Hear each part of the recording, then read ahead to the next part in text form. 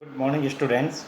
Today, in your social science class 10, we are going to study in your lesson 13 Constitution, Government System, and Social Concern, Union Executive, President and Council of Ministers.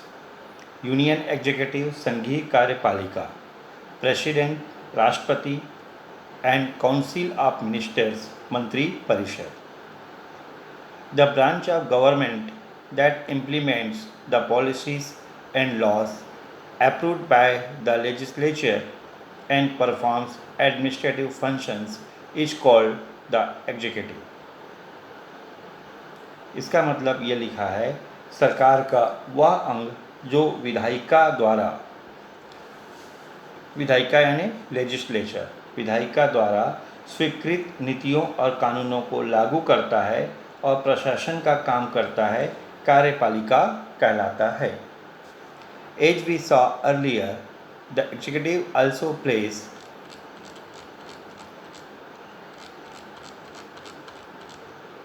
an important role in policy formulation and law making.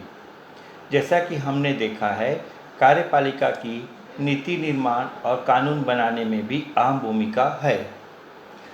We shall now study the role of the President, Council of Ministers and Prime Ministers in the Executive. हम कार्यपालिका के अंतर्गत राष्ट्रपति और मंत्रिपरिषद तथा प्रधानमंत्री का अध्ययन करेंगे. The executive powers conferred by the Constitution officially rest with the President, who is thus the head of the three military forces, Army, Navy and Air Force, the first citizen and the constitutional head. Bharat के संविधान में औपचारिक रूप से संघ की कार्यपालिक शक्तियाँ राष्ट्रपति को दी गई है. औपचारिक रूप से राष्ट्रपति तीनों सेनाओं जल, थल एवं वायु सेना का प्रथम नागरिक एवं संवैधानिक अध्यक्ष होता है. All constitutional appointments are done by the President. सभी महत्वपूर्ण नीतियाँ उसी के द्वारा की जाती है. We saw earlier that the President also convenes the sessions of Parliament. हमने ऊपर देखा कि राष्ट्रपति संसद के अधिवेशनों को बुलाते हैं. In addition, the President declares war or emergency. और अंतर्राष्ट्रीय संधियां, समझौते, युद्ध और आपातकाल की घोषणा राष्ट्रपति के द्वारा की जाती है. The President exercises these powers through the Council of Ministers under the leadership of the Prime Minister. राष्ट्रपति वास्तव में प्रधानमंत्री के नेतृत्व में बनी मंत्रिपरिषद के माध्यम से इन शक्तियों का प्रयोग करता है. Amendment 74-1 of the Constitution states that there shall be a Council of Ministers with the Prime Minister at the head to aid and advise the President in the exercise of his functions. संविधान के अनुच्छेद 74 में यह स्पष्ट किया गया है कि राष्ट्रपति को सहायता और सलाह देने के लिए एक मंत्रिपरिषद होगी, जिसका प्रधानमंत्री होगा. Its intention is to ensure that the President, who is supreme but is not directly elected by the people and is not answerable to Parliament, doesn't exercise power at his or her own discretion but only under advice of the Council of Ministers. राष्ट्रपति अपने कृत्यों का प्रयोग करने में ऐसी सलाह के अनुसार कार्य करेगा. इसका आशय यह है कि सर्वोपरि होते हुए भी राष्ट्रपति से अपेक्षा है कि वह लोगों द्वारा सीधे न चुने जाने के कारण और संसद के प्रति जवाबदेह न होने के कारण अपने अधिकांश अधिकारों का अपने विवेक से प्रयोग नहीं करेगा और वह मंत्रिपरिषद की सलाह से ही कार्य करेगा. Thus, in reality, the head of government is the Prime Minister. इस प्रकार सरकार का वास्तविक प्रधान प्रधानमंत्री होता है।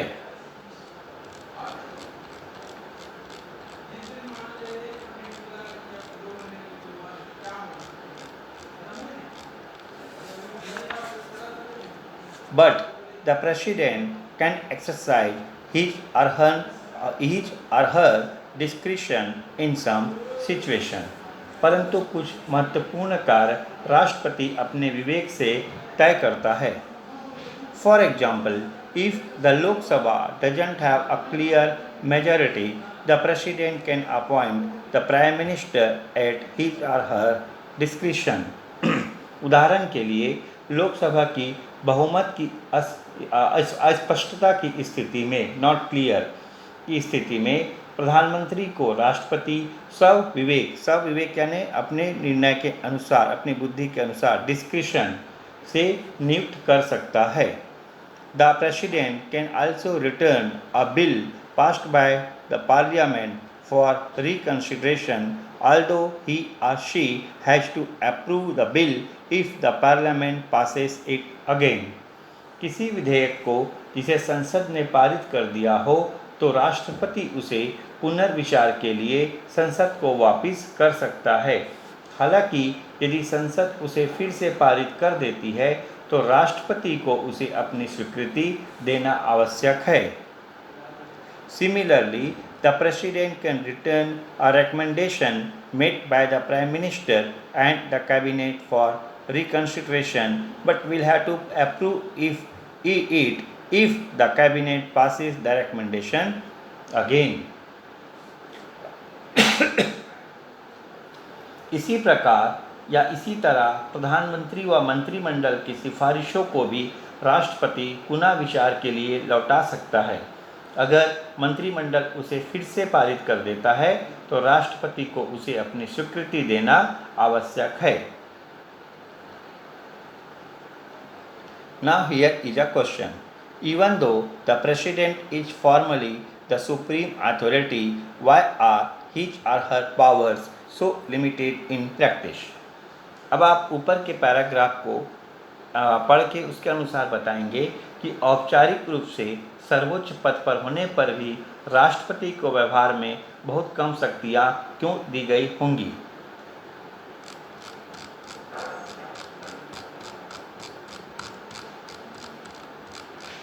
Now we will again study the tables.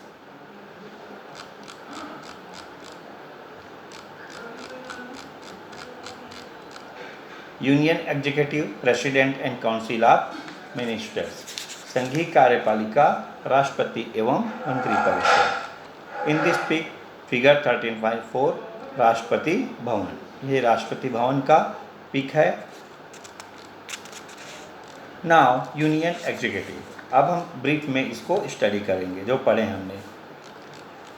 First column है सीरियल नंबर, सेकंड है पर्टिकुलर्स यानी क्या विषय वस्तु के बारे में बताया गया है, प्रेसिडेंट राष्ट्रपति, वाइस प्रेसिडेंट उपराष्ट्रपति एंड प्राइम मिनिस्टर प्रधानमंत्री। फर्स्ट कॉलम मिनिमम एज यानी न्यूनतम आयु, प्रेसिडेंट 35 ईयर्स, मिनिमम एज न्यूनतम आयु प्रेसिडेंट के लिए है 35 years, vice president 35 years and prime minister 25 years. This is the minimum age. Now second, election and appointment procedure. अब निर्वाचन एवं नियुक्ति की क्या पद्धति है। President, indirect method, proportional representation by single transferable vote by elected members of both houses of parliaments and state legislature. इसमें यह है कि जो निर्वाचन और नियुक्ति होती है प्रेसिडेंट की, वह इनडायरेक्ट मेथड यानी अप्रत्यक्ष प्रणाली से होती है। अप्रत्यक्ष प्रणाली, राइट, इनडायरेक्ट। अब प्रोपोर्शनल रिप्रेजेंटेशन यानी अनुपातिक प्रतिनिधित्व, प्रोपोर्शनल रिप्रेजेंटेशन अनुपातिक प्रतिनिधित्व बाय सिंगल ट्रांसफरेबल वोट, एकल संक्रमणीय मत। अब by elected members of both houses of parliament, संसद और राज्य की विधानसभाओं के निर्वाचित सदस्यों द्वारा। संसद और राज्यों की विधानसभाओं के निर्वाचित सदस्यों के द्वारा। Vice president indirect method by parliament in Lok Sabha, अप्रत्यक्ष प्रणाली संसद से। और prime minister appointed by president after securing majority, यानी राष्ट्रपति द्वारा लोकसभा में बहुमत प्राप्त होने के बाद। एजुकेशनल क्वालिफिकेशन, शैक्षिक योग्यता।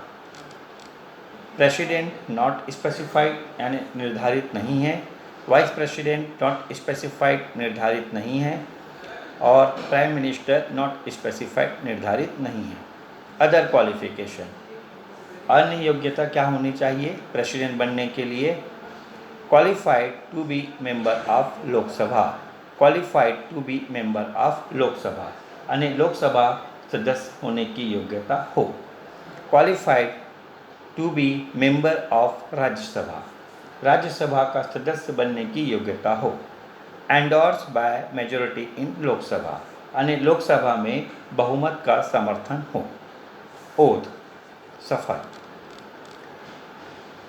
स्वर्ण by chief justice of supreme court, उच्चतम न्यायालय के मुख्य न्यायाधीश के द्वारा शपथ दिलाया जाता है। स्वर्ण बाय प्रेसिडेंट यानी राष्ट्रपति के द्वारा, और स्वर्ण बाय प्रेसिडेंट राष्ट्रपति के द्वारा। स्वेयर यानी कसम खाना होता है, शपथ लेना, उसका ये पास्ट टेंस है। Tenure in office, tenure in office का मतलब कार्यकाल। 5 years फ्रॉम स्वेरिंग इन यानी पद ग्रहण की तिथि से 5 वर्ष। 5 years फ्रॉम स्वेरिंग इन, पद ग्रहण की स्थिति से 5 वर्ष। Till the confidence of Lok Sabha और dissolution of Lok Sabha.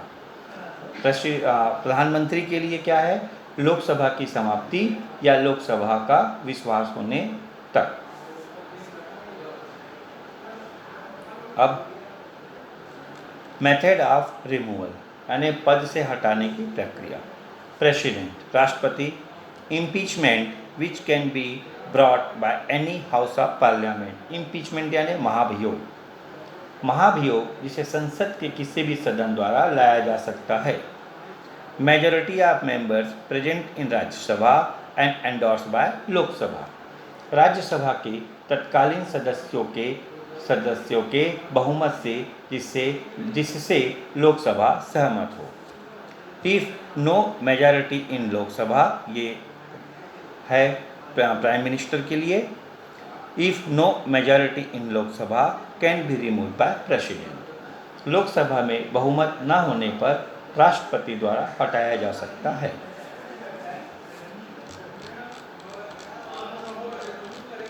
Now in diagram 13.2 powers of president, राष्ट्रपति की शक्तियाँ।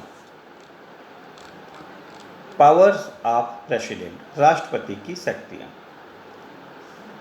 यहाँ पे देखिए, legislative power, judicial power, financial power, military power, executive power and emergency power. One by one we will study, एक एक करके हम देखते हैं। पावर्स ऑफ प्रेसिडेंट, राष्ट्रपति की शक्तियाँ। सबसे पहले हम देखते हैं लेजिस्लेटिव पावर यानी विधायी शक्तियाँ। लेजिस्लेटिव पावर्स में क्या है?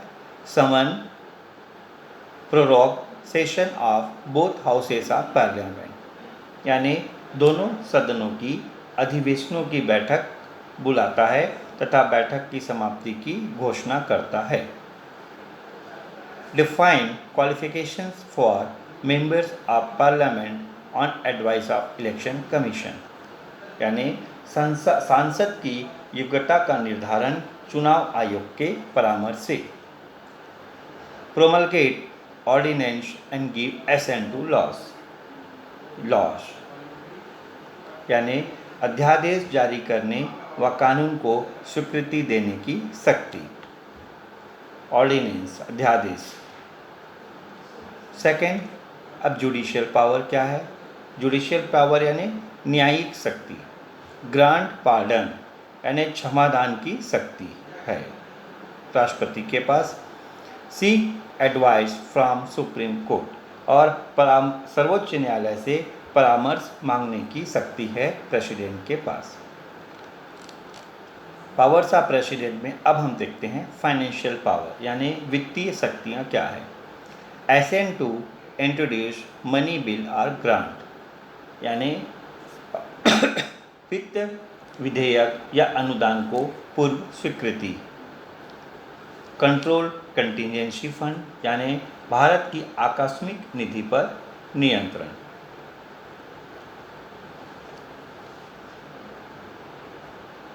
मिलिट्री पावर सैन्य शक्तियाँ क्या है।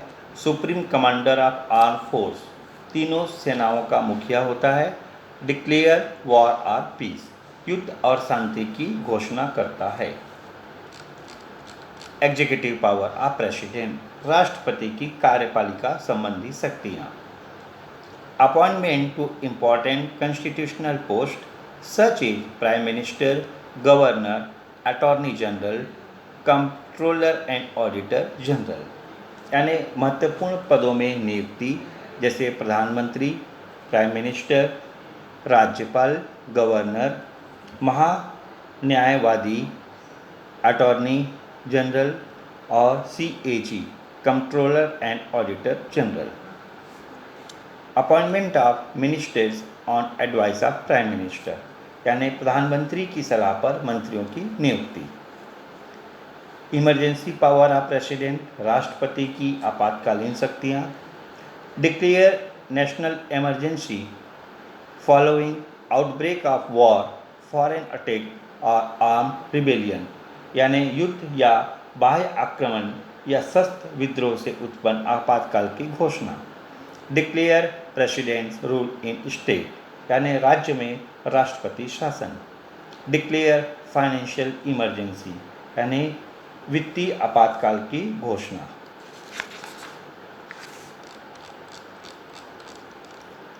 नाउ अटॉर्नी जनरल क्या होता है। महान्यायवादी, attorney general महान्यायवादी।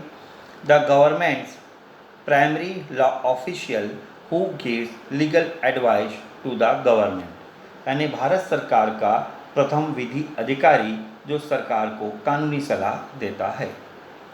CAG the controller and auditor general audits the accounts of the government and overseas the proprietary or impropriety of the executive's financial dealings यानी CAG नियंत्रक महालेखा परीक्षक। The controller and auditor general यानी नियंत्रक महालेखा परीक्षक जो देश की समस्त वित्तीय प्रणाली पर नज़र रखता है तथा कार्यपालिका के वित्तीय आदान प्रदान की उचित तथा अनुचित को तय करता है। ऑर्डिनेंस अध्यादेश क्या होता है ये। When the parliament is not in session and a law needs to be passed जब संसद का सत्र न चल रहा हो और कोई कानून बनाना आवश्यक हो। The president promulgates an ordinance on the recommendation of the council of ministers तो मंत्रिपरिषद की अनुशंसा पर राष्ट्रपति इसे जारी करता है।